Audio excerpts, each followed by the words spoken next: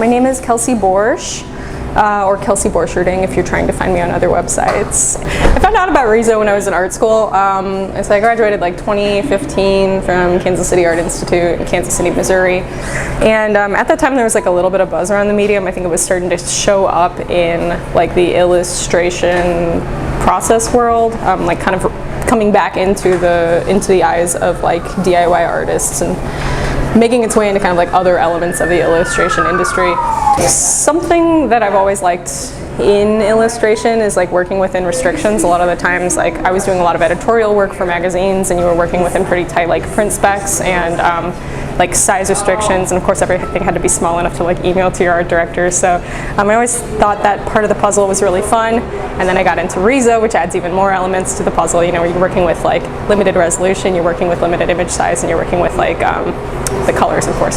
So at the shop I was working at, we had I think 12 colors, and a lot of the prints I was making were just trying to take advantage of like the most amount of contrast I could get out of those colors. So like something with this, I mean, it's a pretty straightforward like CMYK adaptation where I was using I think like seafoam and yellow, and this might be bubblegum pink and black to like try and get like a full gamut of colors. And of course, like, you know, you can't get the full gamut of CMYK, but you can kind of like push it around and make it feel like more bubblegum sweet or more fluorescent. As I continued to work in RISO, I got more interested in like ways to break down images so that like the flavor of the RISO comes through in a more interesting way. I mean, I think for me it does come down to like how the RISO kind of takes over at a point. Like there are certain things the RISO is really great at doing, and certain things where like, you know, you can't get like the full spectrum of like 0 to 100% of a single color, so you have to like push contrast in certain areas. But then there's like this element of problem solving of like, how can I add a halftone, or how can I like really like push the contrast between two different colors to like get that color to pop out.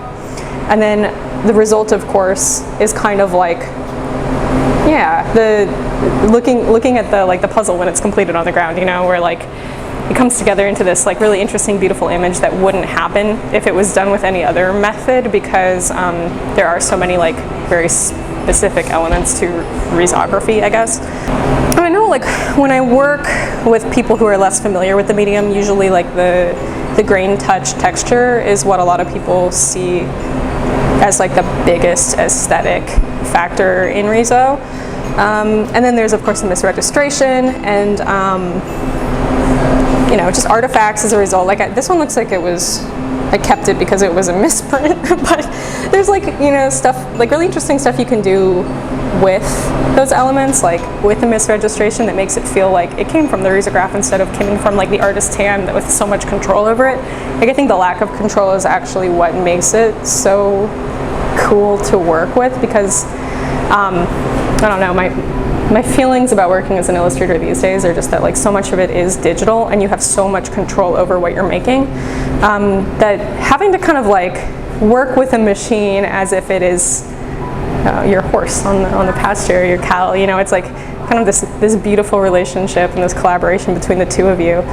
And it takes some of the control out of your hand, and I find that really relaxing, honestly, because it's less I have to consider as an artist, and instead it's like, instead of me making decisions, it's me like trying to find this like conversation with the machine. Anyway, sorry, I'm a fine artist, so I talk like this.